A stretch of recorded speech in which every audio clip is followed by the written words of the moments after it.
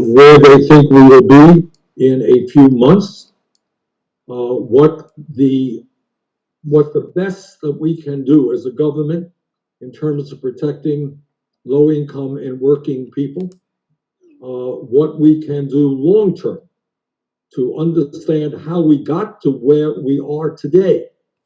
What does it mean, for example, that tens of millions of people will be losing their health insurance because they lost their jobs? What does it mean that half of our people who are living paycheck to paycheck are now finding themselves in desperation, wondering about how they're going to put food on the table, feed their kids, pay their rent, pay their mortgages, etc., etc. So there is a lot to discuss, and I'm just delighted that we have three great economists and one of the strongest labor leaders in the country. So I want to welcome to the panel tonight Stephanie Kelton, who is a professor of economics and public policy at Stony Brook University. And Stephanie and I have worked together for a number of years. In fact, she was the head of our budget committee in the United States Senate, of where I am the ranking member. We're going to hear from Jeffrey Sachs. Jeff is a professor, author, and advisor to governments around the world and to the United Nations. We're going to hear from Robert Reich. Robert is the former U.S. Secretary of Labor from 1993 to 1997 and is today a professor of public policy at the University of California in Berkeley. And we're going to also hear from Sara Nelson, who is the international president of the Association of Flight Attendants and has held that position since 2014. So I see Robert on the screen here. Robert, let me start with you. What is the state of the economy today? What do you expect will be happening in the months to come? Well, sadly, Bernie, jobs are hemorrhaging. You alluded to this, but the actual official numbers we don't have yet. Unofficially, I would say we're heading rapidly toward about 15% unemployment. We could get up to, well, I hate to say it, at the present rate, we could get up to 25 or even 30% unemployment. Just to give you a context, during the Great Depression of the 1930s, we had 25% unemployment. That means that if nothing changes in terms of our current trajectory, we could actually be worse than the Great Depression in terms of people who are jobless. Now, we also have another set of workers who are in trouble in America. They have jobs, but they are so-called essential workers. Many of them are not getting the protective gear they need. They don't have the basic sick days, paid sick days, hazard pay. Many of them are at the minimum wage. Many of them are risking their lives every day, and yet, we applaud them and they're heroes of the country, but we're not treating them as if they are heroes. They're in very, very tough and difficult straits. We've got another group of workers. In fact, let's call them the workers who are managerial and technical workers. They are doing pretty well. I mean, the class structure that we see in America, the managerial and technical and professional workers, many of them are working remote. And their paychecks continue. They're inconvenienced. Let's put it that way. It's privileged to be a remote worker in this society right now. It's about 40% of the workforce, and it's very easy to lose sight of the others. And everything I've said does not even include the people who are inmates, who are homeless, who are in the armed forces, in the Navy. A lot of people are Native Americans. Many people are in confined spaces, and they are We're hearing terrible things as to how vulnerable they are to the.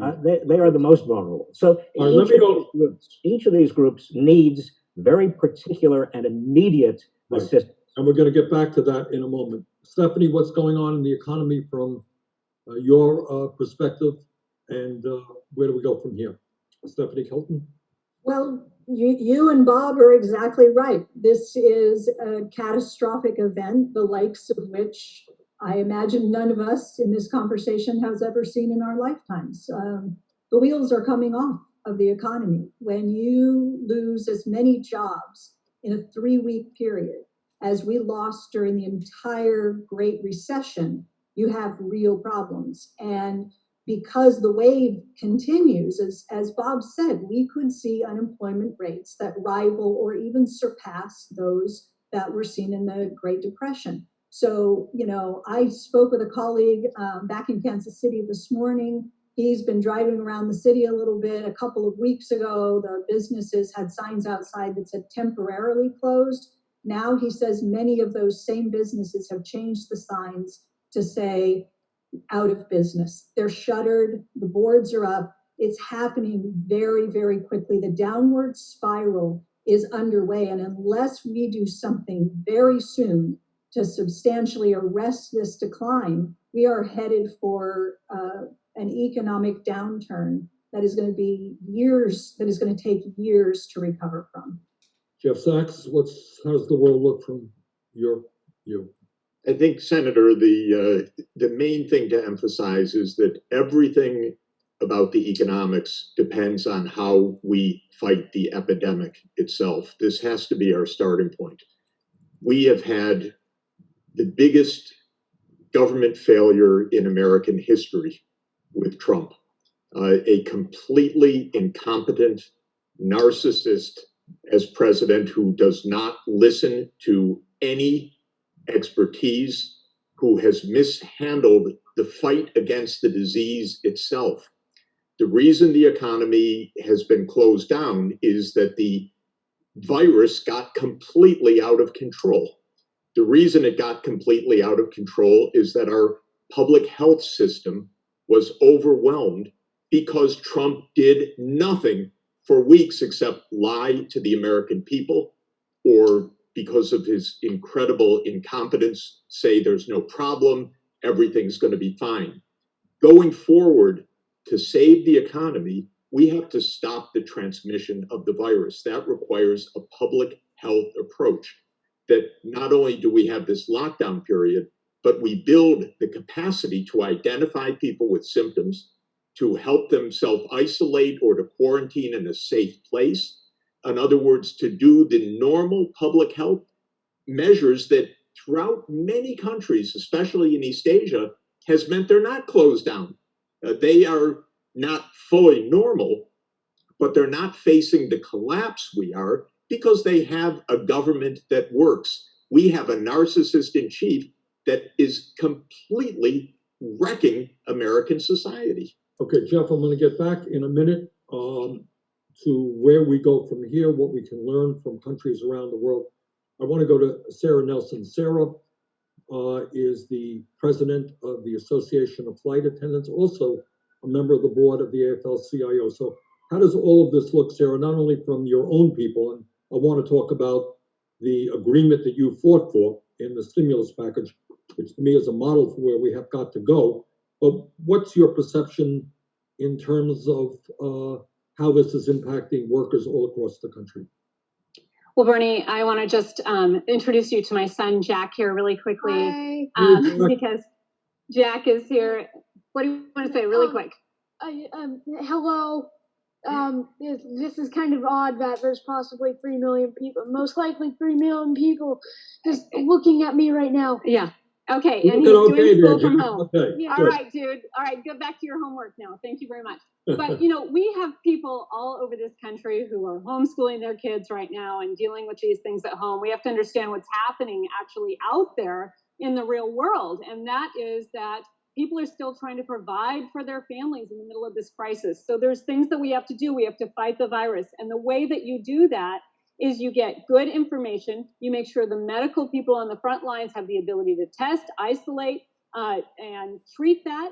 And you do that by strengthening everyone else. The idea of staying at home means that we have to get help to people very quickly, because everyone who's strong enough to take care of themselves really needs to be able to do that. They need to be able to safely keep their kids at home and continue their schooling virtually. They need to be able to do these things. So we came up with a program that says that, wherever it's possible to use these large employers as a payroll pass-through to people so that people can stay in their jobs, continue to get the paychecks that they've built their lives around, stay connected to their healthcare. Let me just say, it is a travesty that you have to have a job in this country to have healthcare. But that is where we are right now. And we, as we work to fix that, Bernie, and we're going to fix that, we have to have help for people right now. So if you keep them in their jobs, keep their paychecks going, keep them connected to their health care, keep them connected to their other benefits, keep them paying into our tax system, and keep them be able to be consumers in our economy, then we can actually build a V-shaped economy here where we have a dip and we can take off right again once we get this virus under control. That's what we've been working on. That's what we have to do, because there's real people out there trying to take care of their families right now, and they can't wait weeks and months to get this help.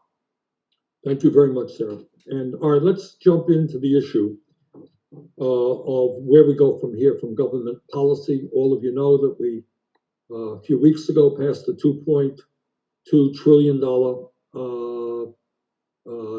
emergency stimulus bill. I think all of us will agree that was not enough. There was stuff in there that should not have been in there.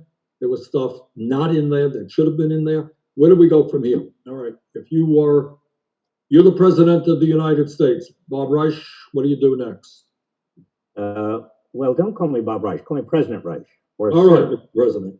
All right. This morning, Bernie, I was on the phone with Representative Jayapal, a great progressive from the state of Washington, who is pushing an idea that you also are looking into. I think it's very, very important, very promising, and that is that the government make direct payments, direct deposits to companies with regard to their payrolls.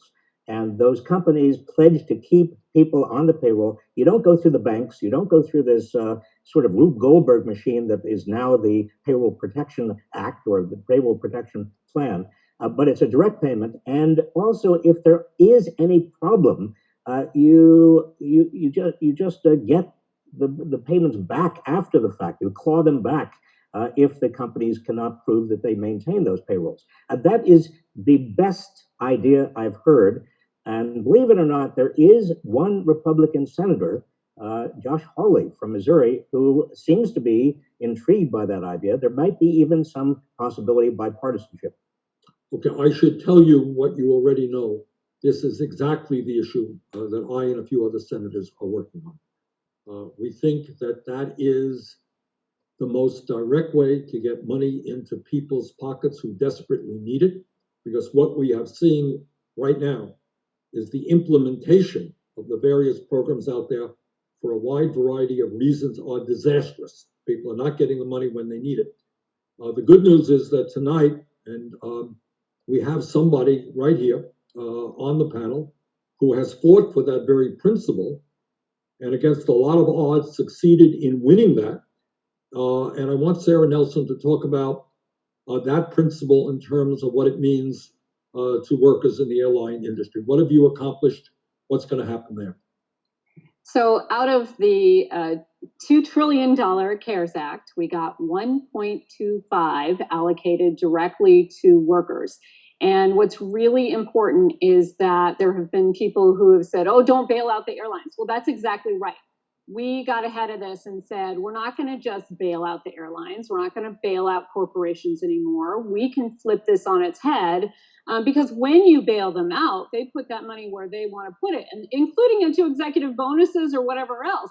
And they also continue with practices that put us in this place in the first place, accepting the fact that this is a major crisis, not of their making. But up until now, they were giving back stock buybacks out of their revenues rather than reinvesting in their employees, rather than reinvesting in the business, and both the workers and the consumers hurt. So we said, we're going to build a bailout that's a people's bailout. And we were able to get into the CARES Act. The provision for the aviation workers is $25 billion allocated to go to payroll. So it's a direct pass-through. It says very clearly it can only be spent on wages and benefits. It's defined by the same period of time last year from April to September. So those numbers are already defined by their public reporting that they have to do. And that money can only go to the workers. Let me jump in just to make it clear to everybody. What Sara is talking about is that while there have been massive layoffs in the airline industry, it is a totally crippled industry right now. 2 million workers in that industry will continue to get the same exact paychecks they previously got, even if they're at home right now.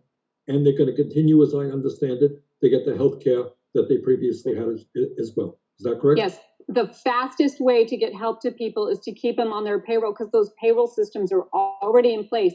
You just give the money to continue those paychecks. And I should just note one thing, Bernie, that this country works at high productivity. And so workers in all industries have been working overtime. So let's be clear, even though we're continuing the paychecks, because we have been asking American workers to do more to make ends meet, rather than be able to have one job that's enough to have to pay rent and pay all your bills and have your healthcare and everything, you actually have to work overtime or 2 and 3 jobs to get by. So people won't get that additional income, but they will get the base income. They will keep their healthcare, keep their benefits. And Sarah, I am assuming that you believe that what we have accomplished for the airline workers should be applicable to every worker in the country.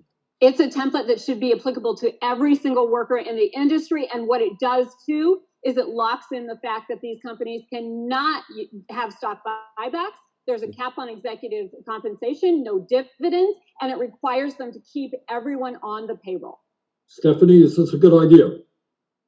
Yeah, it's a great idea. It's exactly the right thing to do. When we put social distancing measures in place and asked workers who are able to stay home, to self-isolate, to stay out of the workplace, we were really, I think the point was to hit the pause button. It was never to hit the stop button. It was never to stop workers from receiving a paycheck, from being attached to their employer. It was never meant to stop people from having the health care that they need. It was never meant to stop small businesses from remaining the backbone of our economy. It wasn't a stop measure. It was supposed to be a pause. And as we did that, the purpose being to save lives, we're asking workers to help us in that endeavor. We're just changing the job description so that your job now is to stay home, help us flatten the curve, keep people safe, and in return for participating in this social project to keep people safe, to save lives,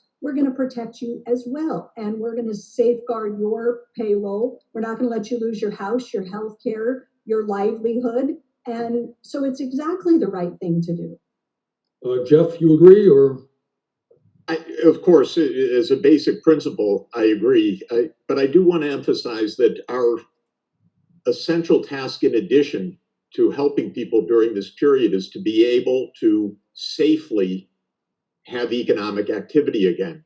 And people need to understand that after a lockdown of whatever period, if one just opens up again, the epidemic will come back again, unless we're doing something different, unless we have a public health system in place at that point.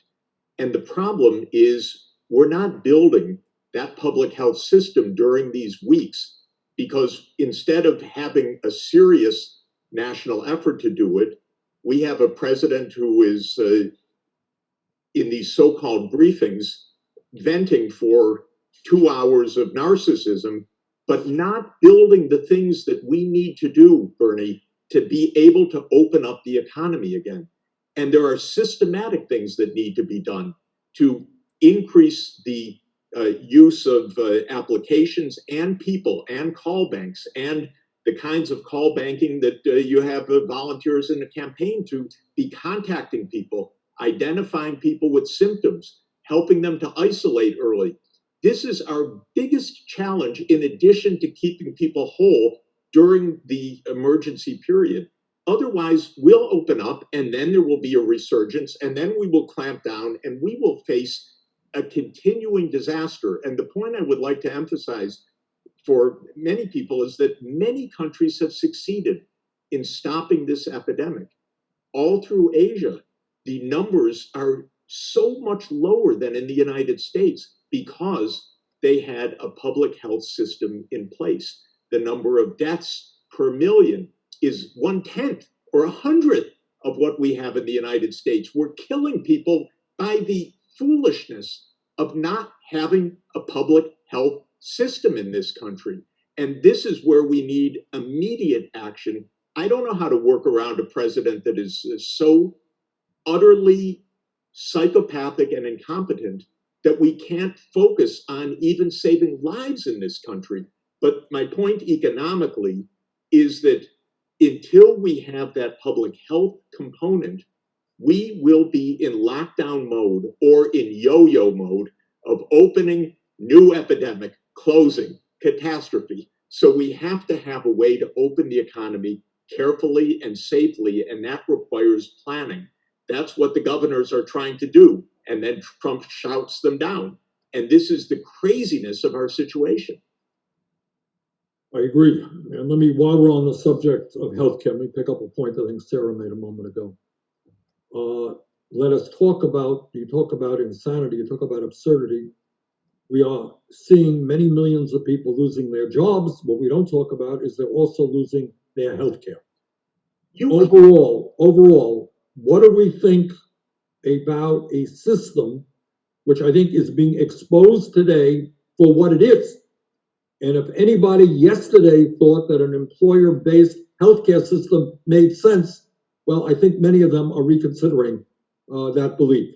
So let me get, all right. Sorry, you called it exactly right and have called it exactly right for years, that we can't have a system where people have such a fragile attachment to healthcare.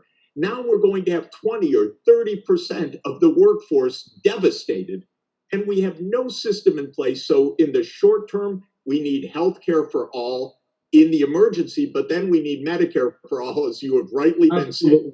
Absolutely. I mean, it is also, frankly, remarkable to me that at a time when we spend so much on healthcare, twice as much per person as any other country, we do not have enough masks available for our doctors and our nurses. How do you spend, 18% of your GDP and not have masks available so the doctors are dying, nurses are dying unnecessarily? All right, let me get back to Bob Reich. Bob, what are the lessons? I mean, what is happening really right now, and others have said this, is we are exposing, this crisis is exposing all of the injustices, the irrationalities of the American system in terms of healthcare and in terms of economics. So, Bob, what do you think are the lessons that we should be thinking about? What do we learn? If there's a silver lining in this disaster, what are the lessons that we should be learning as we crawl our way out of where we are right now? Bob? Well, if there is a silver lining, one lesson obviously is that government matters, and people are dependent and need government, and they need a competent government. Another very important lesson is that they need, and everybody is dependent on a healthcare system that is universal, that is based upon a single payer, as you, Bernie, have put on the table in 2016 and even before that.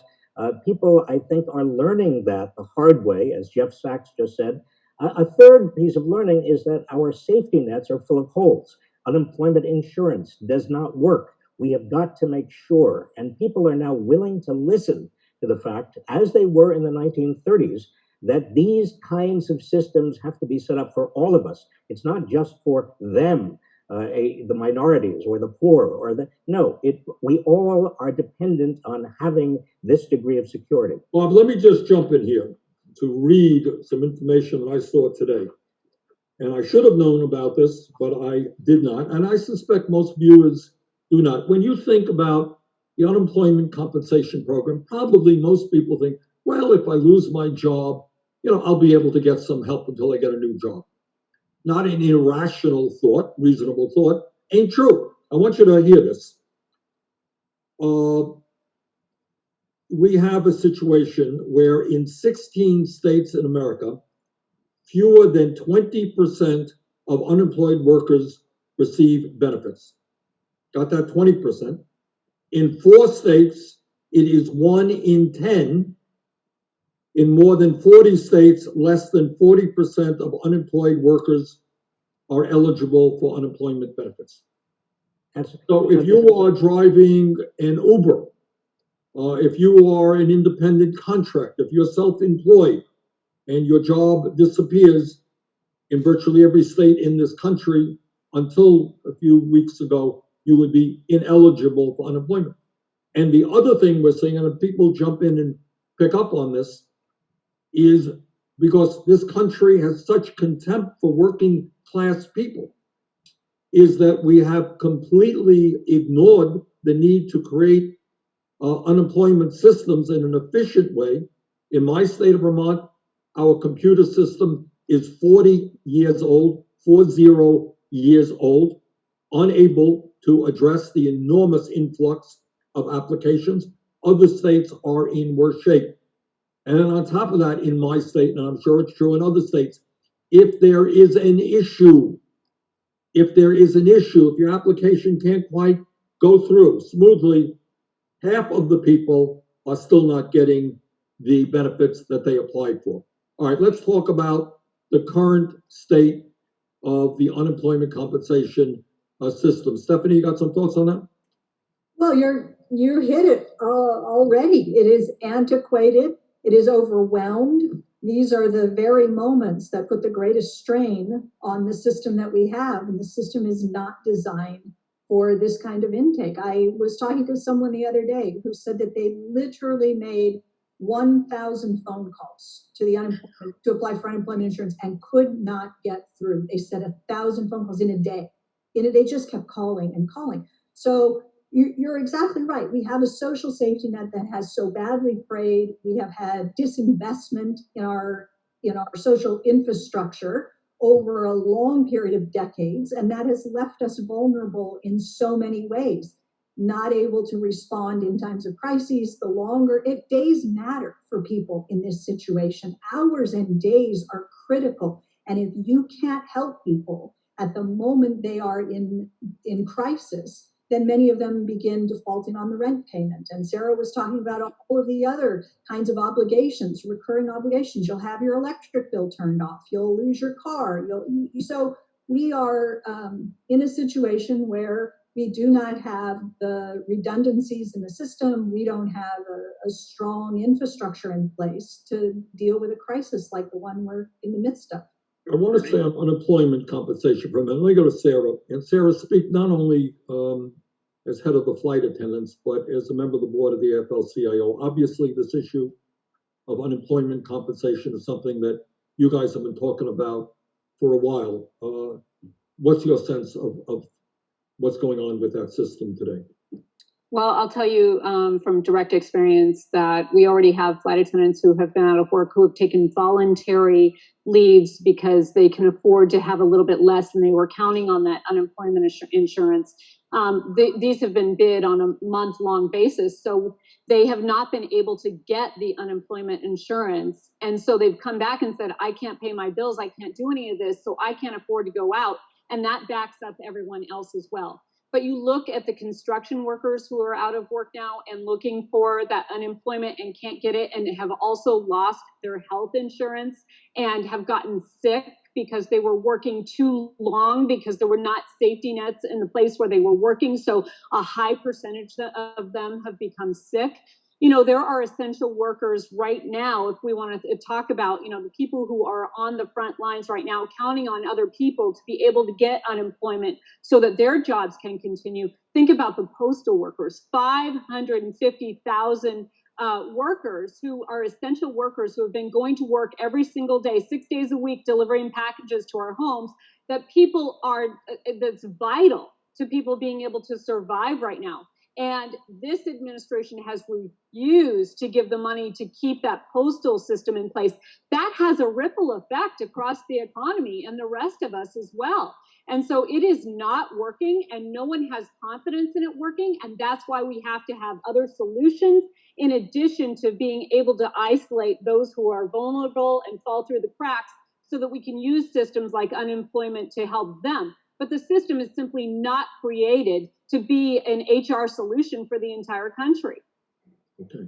All right. What I want to do now is take a look at what goes on in other countries, not only in terms of how they are responding to this crisis, and I want to talk about that, but I want to go a step further.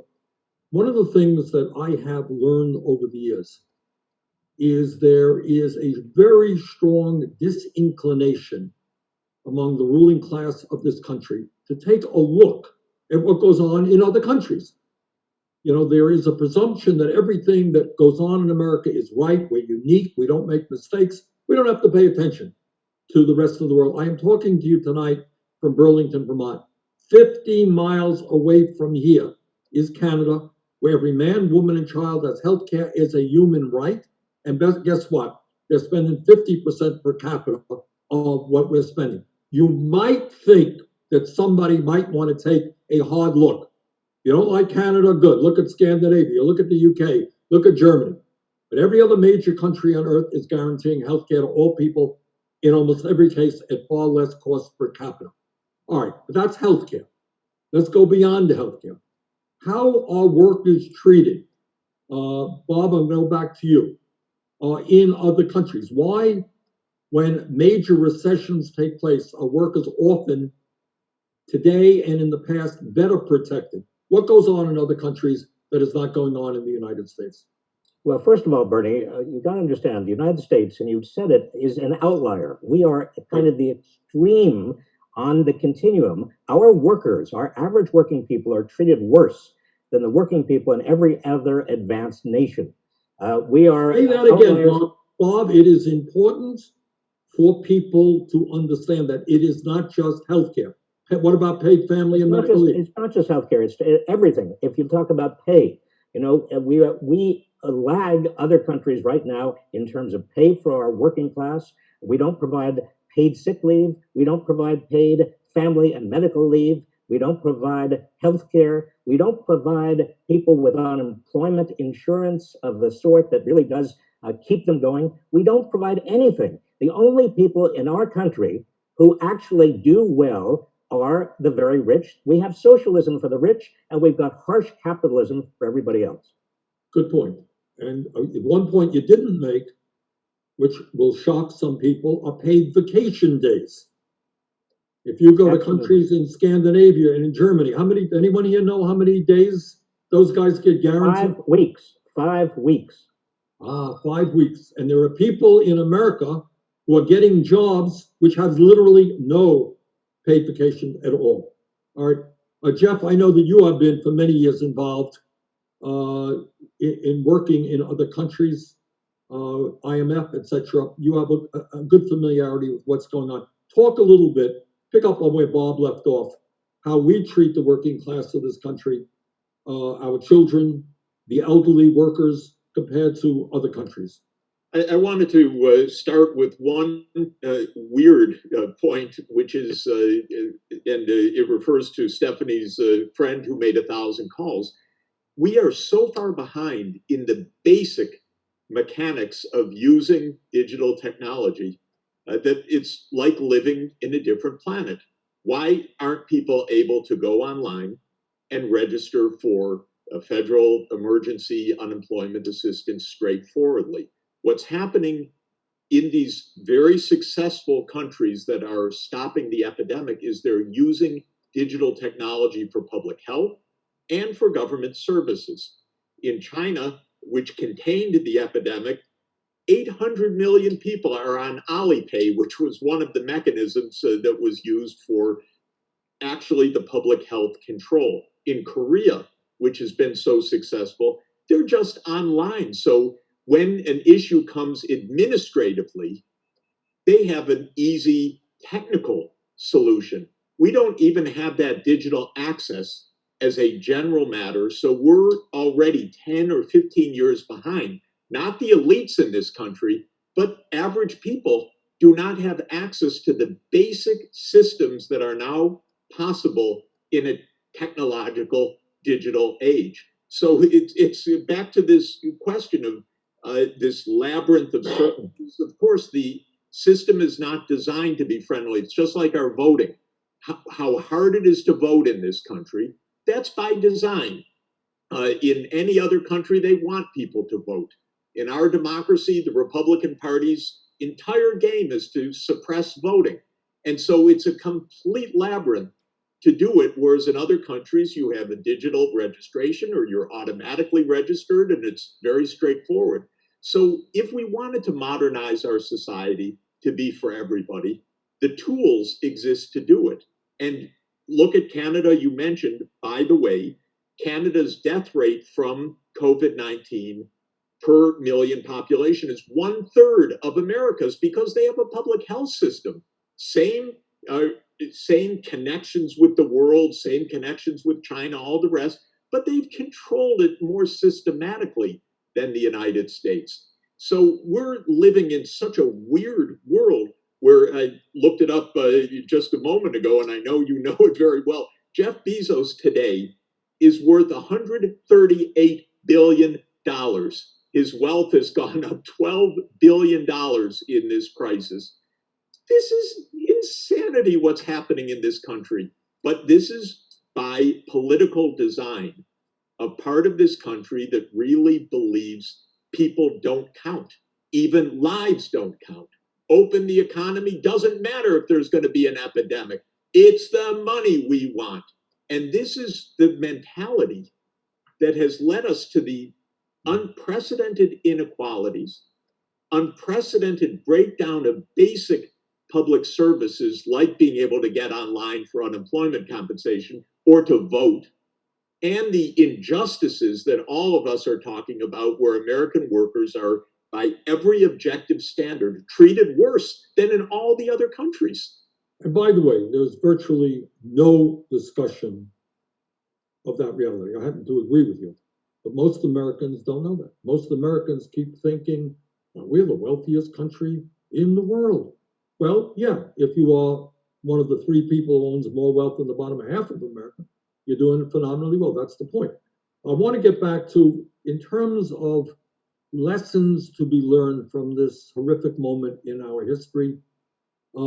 Stephanie, what can we learn in terms of guaranteeing economic rights? I often remember that in the 1940s, Franklin Delano Roosevelt made the point that economic rights are human rights. That it's not just a question, yeah, you have the right to vote, you can have the right to practice your religion, freedom of speech, all great. But are you a free person if you can't afford health care, if you can't send your kid to a decent school? What is the American people, I think, struggle with this moment and say, what happened? Why are we where we are today? How do we go forward in a different way? Stephanie, what are some of your thoughts? What do we learn maybe from other countries? Where should we be going in terms of economic rights as human rights? What does that mean? Well, I think if there is we've talked about silver lining. If there is a silver lining in this horrific crisis that we're in, I guess it's that when the pieces all fall apart, someone gets to pick them up and put them together again. And you don't have to put them back together the way they were before. You can put them together differently, and you can build something that is not like what you had before. We don't want to go back to the institutions that we had before, to the supply chains that we had before, to the healthcare that we had before, to the minimum wage laws that we've had before. So when we talk about human rights and economic rights, if we had what FDR envisioned with the Second Bill of Economic Rights, if we had succeeded in putting something like that in place, we wouldn't be in a situation today where tens of millions of people are losing their jobs and wondering, when will I ever have another job? Because you would be guaranteed a right to employment. All right, start on that one. Let me just start. There's a lot of issues to be talked about. And one of the issues that I feel strongly about, I know you do, and I suspect everybody on this panel, is the guaranteed right to a decent paying job. What does that mean? What does that mean for the future of this country? Stephanie? So if we had something like that in place, and God knows, I wish we did, because all of these people who are now falling out of employment and onto the unemployed rolls could instead transition into employment. There would be a safety net there and a guaranteed right to a job, no matter what happens to the private sector, no matter what decisions their employers take. So if we had a program like that in place, we could still hold many of these people at home and keep them safe for the moment. They don't have to go out and start performing actual work somewhere in the economy. But we would be in a position to design jobs for these people so that when, as Jeff keeps talking about, when it is safe to begin to open up the economy and have people go back out, people could be delivering food right now. They could be helping to deliver medicine. We could have people sewing masks and PPE. There could be productive activity taking place through a public service employment program or a job guarantee if we had a program like that in place, and we could pay everyone in the meantime. Let me go to Bob and then to Sara, but you know, somebody's listening out there, guaranteed jobs, where are you going to come up with these jobs? You know, is this going to people just going to be shoveling ditches here? Is this just going to be make work? In my view, there's an enormous amount of work that needs to be done today when we change priorities in America. Bob, what do you think? Is there work to be done in America today? Bob, we don't hear you here. Are you on mute? Not, there you go. All right. Not only are there an enormous number of jobs that need to be done, but you have said repeatedly, Bernie, that we need a Green New Deal. There are so many things that need to be done with regard to the environment and public health and all kinds of public values and public safety that we now see. I think most Americans now have a better idea of what some of those jobs could be and should be. The other point, though, is that it's not just a matter of jobs, it's a matter of good jobs. Right. And I want to emphasize this point because we got down unemployment. The official rate of unemployment before the pandemic got to be pretty low. But the jobs that Americans had were not paying very well. Most Americans for 40 years have not had a raise. We need to have, and Sara, you know this better than anybody, the trade union movement in this country was responsible for the kind of countervailing power we had for years, decades in this country, that actually generated better and better pay, better and better working conditions and benefits for working people. But we've gone from 35% in the 1960s down to 6.4% of private sector workers who are unionized. Part of the deal has got to be stronger countervailing power, stronger unions, making it easier to form unions, and that workers really need, that's the only way workers are going to be able to politically demand and get a better deal. Absolutely right. Sara, two questions, all right? Yes. Is there enough work to be done in America to put millions of people to work? And what role should the trade union movement be playing in protecting the working class of this country?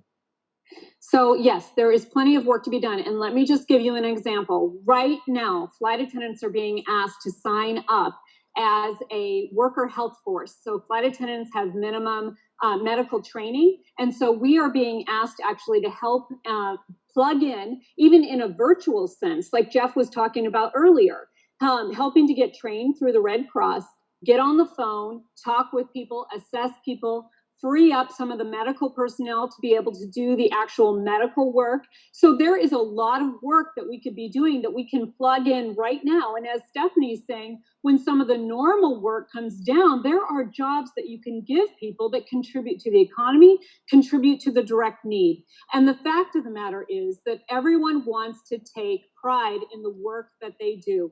This idea that if you don't have a job, you are lazy, is an idea in this country that has been sown to keep people divided from each other.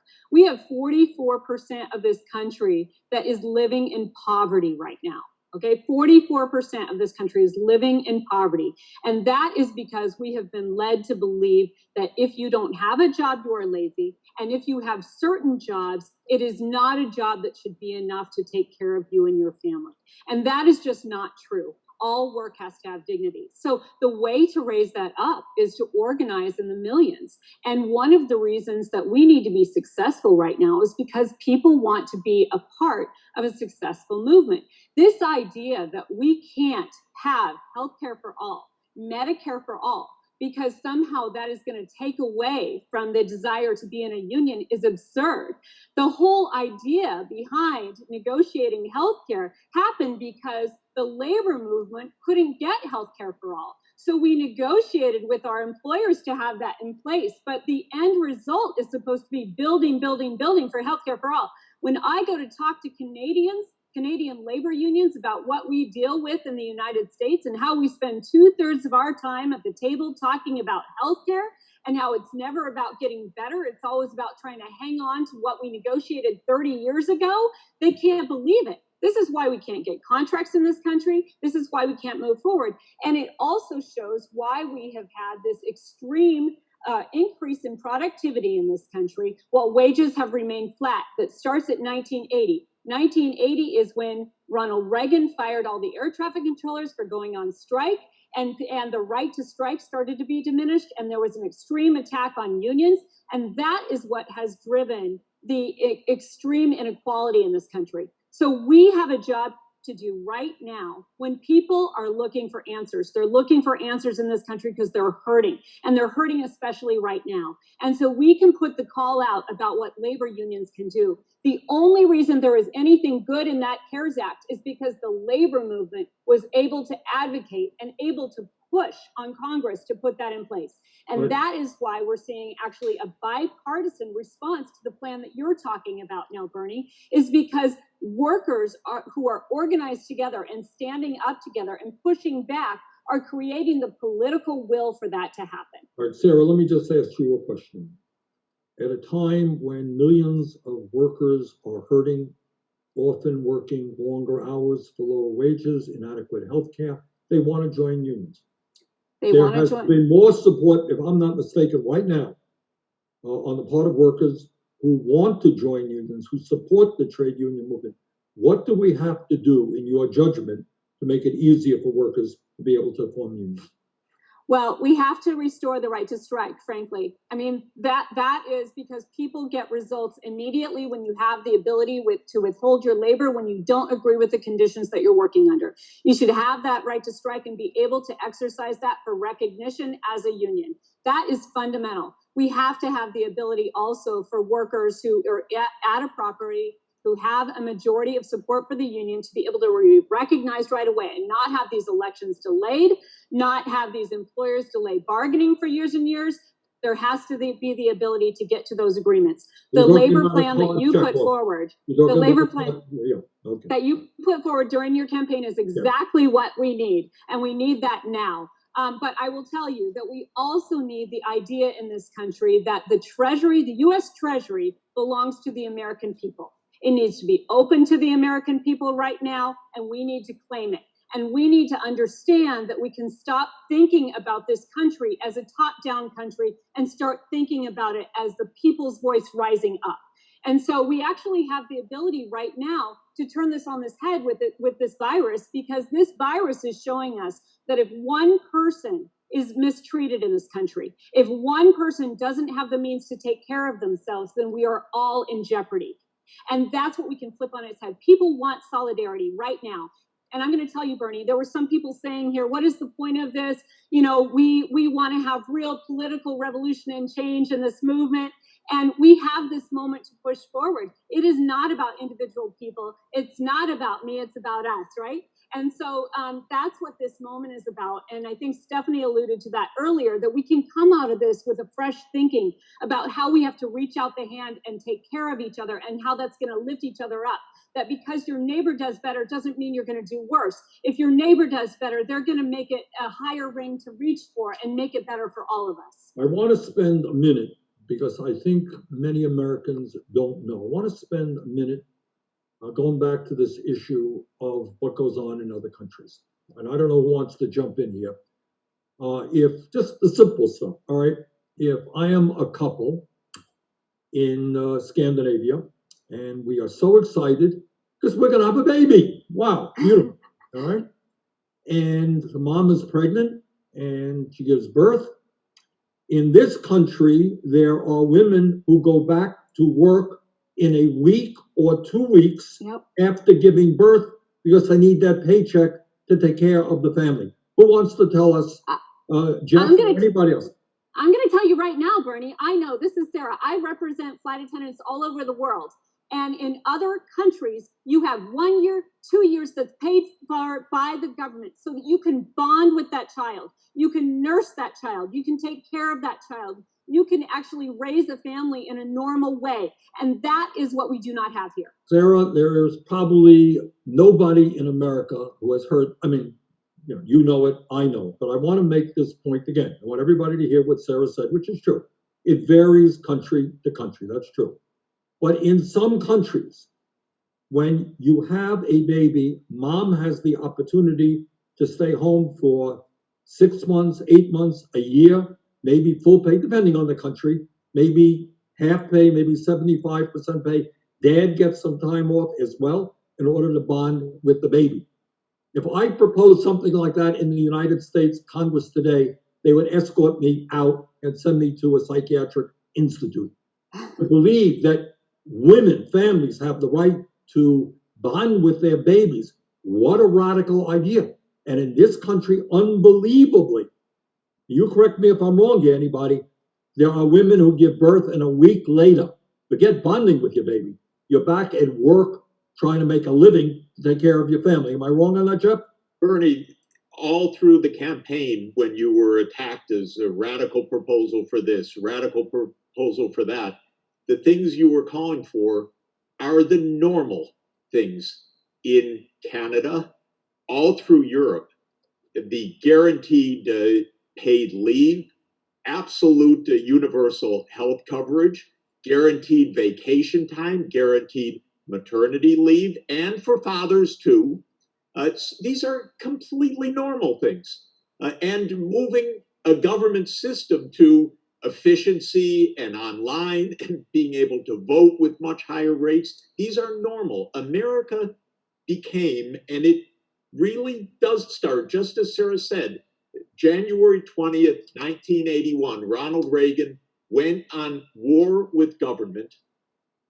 And since that time, the government has been in a continuing state of downfall until we have a psychopath as leader right now who is destroying everything. But now people are dying massively because of all the failures that you have been emphasizing for so many years, and which people have called you radical for emphasizing, when these are the normal things that any well-to-do society should have. So it is completely right what you're saying, that this is not only not crazy, it's not only not a hypothesis, it's proven. And Right. it's As we rethink, across the border from Vermont. as we rethink America out of this crisis, let's take a look at the children. I mentioned parental leave, talked about the benefits that moms and dads get in other countries. Who wants to jump in general? How do we treat the children of this country? Every politician in the world gives the speech, children are the future. We love our children. Oh my goodness. Bob Reich, how do we treat the kids in this country? Well, no country, again, if we're comparing other countries to the United States, no country, advanced country, treats children as badly as we treat our children. And not only in terms of degrees of poverty and homelessness, which is the great scandal of America, the number of homeless children in America, but also the education system that is so really prejudiced against the poor, Black, people of color, children who are not getting the kind of education they need. We talk a lot about equal opportunity in this country, but relative to other advanced countries, we're not providing anything close to equal opportunity. The other point that needs to be emphasized here, Bernie, and you have emphasized it again and again, no other nation, advanced nation, tolerates the degree of inequality of income and wealth and political power that we tolerate here in the United States.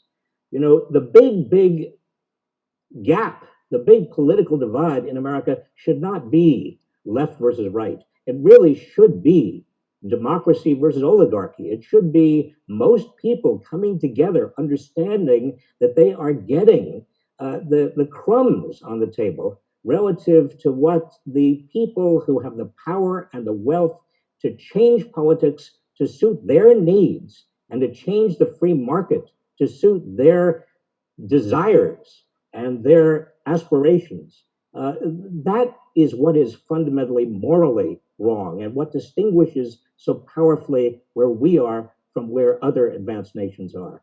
We've got to change this. You talk about a political revolution. You're absolutely right. And I want to speak, I'm sure I speak for everybody on the panel and millions, tens of millions of other Americans, when I salute you, Bernie Sanders, for putting squarely on the table, not just in this election, but for years, what we as a nation need to do, where we need to go, and the kind of political revolution that is absolutely necessary. And Bob, what I have learned from all of that is, others have Jeff just said, these ideas are not radical. And when you talk to people about them, they say, yeah, that makes sense. And I think what we have got to figure out, Nelson Mandela, I used this during the campaign a whole lot. He had a very profound statement. He said, it always seems impossible until it is done. Always seems impossible until it is done. Oh, we can't have healthcare for all. It's impossible. We can't have free tuition at public colleges and universities. We can't lead the world in combating climate change. We can't end a broken and racist criminal justice system and a terrible immigration system. Can't be done until we do it. Then everyone looks back and say, hey, no big deal. Of course we should have done that. All right. Think about what the Chicago teachers did this year. So they did not just fight for raises for themselves. And in fact, actually their strike did not change the amount that the mayor was willing to spend on raises for them. What they fought for was affordable housing. What they fought for was bringing tens of thousands of workers who work in school support out of poverty and making tens of thousands of more for their families and a living wage for those people. They fought for school nurses in the school. Think about this. If you have a child who is struggling in school and has class sizes that are extraordinary, that are huge, and all that child needs is a school nurse to find out they're not hearing and they need a hearing aid in order to have a chance in school. They need a pair of glasses so that they can actually see the board or see the computer, and that's going to make the difference. That's what those teachers fought for. They fought for people to have a chance in this society. And so that's what unions do. And that's what teachers are doing who are closest to our children. And so we got to give people the chance to come together and fight for each other in the community and understand that when we raise the standards for the community, we raise the standards for everything all around us. When we negotiated mass trade deals that sent our manufacturing outside of the United States, our communities suffered, our tax base suffered, our education system suffered. Guess what? We used to have a base of 4,000 flight attendants in Pittsburgh. After NAFTA was signed, that went down to 0 and it was closed. This affects all of us. What affects one of us affects all of us.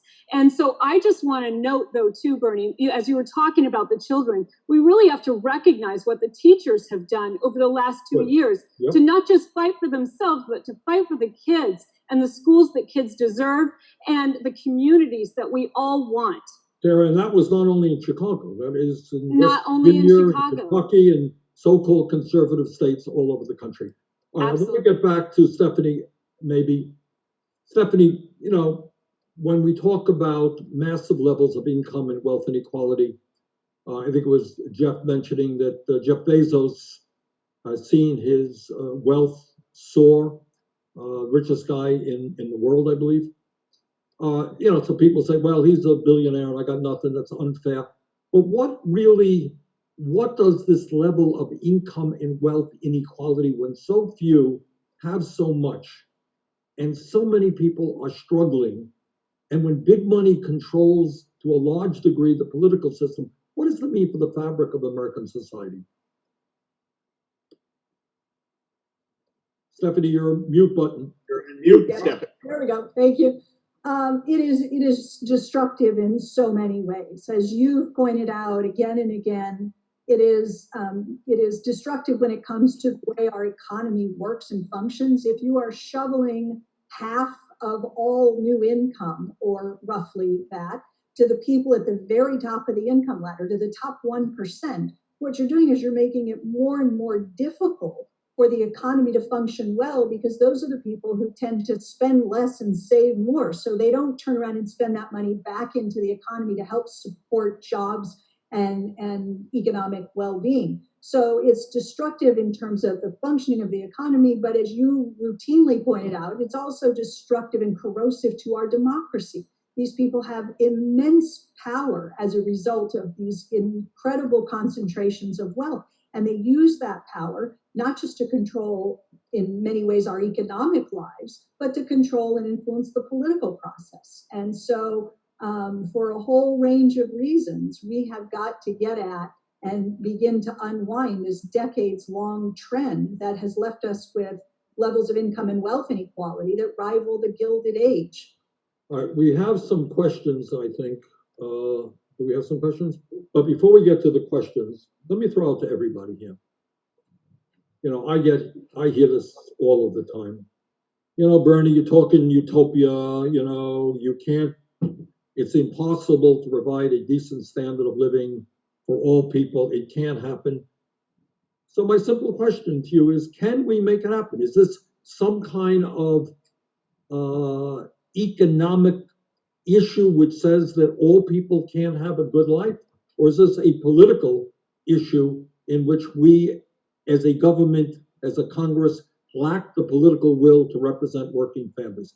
It's any reason why we can't create a decent life for all of our people? It's obviously not a fundamental economic issue because other countries achieve the things we're talking about. It is a political issue here, and it is the power of big money and the greed. It's worth pointing out that together with Mr. Bezos and his $138 billion today, the top 15 Americans total have $1 trillion of wealth today, $1 trillion. This means our economy functions, but the income goes to the top. The wealth goes to the top. And now we see plainly all the suffering that results from that. With this mass suffering, our eyes need to be opened. You are the one that has done more than anybody to help open the eyes of the American people to this.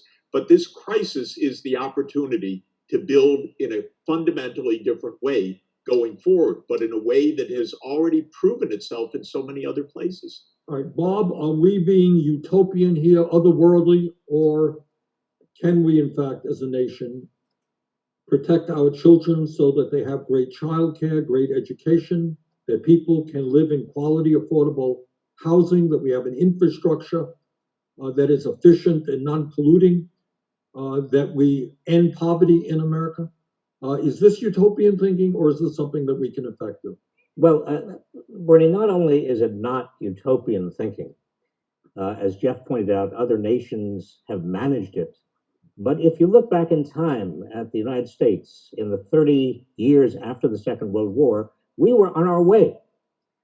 Before Ronald Reagan, before neoconservatism, before all of the market fundamentalism hit America, we were on our way to a more equitable society. We still had a very, very long way to go, but we were on our way.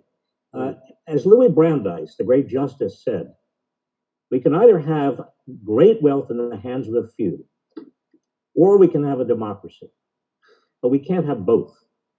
And I think the real failing and the ultimate consequence of so much frustration, so much insecurity, so much anxiety on the part of so many Americans for decades is Donald Trump.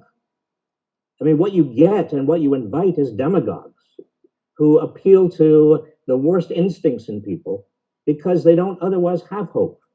The Democratic Party really does need to wake up to the fact that we've had 4 decades of stagnant wages, and we have had a country that is becoming more and more of an outlier relative to every other advanced country.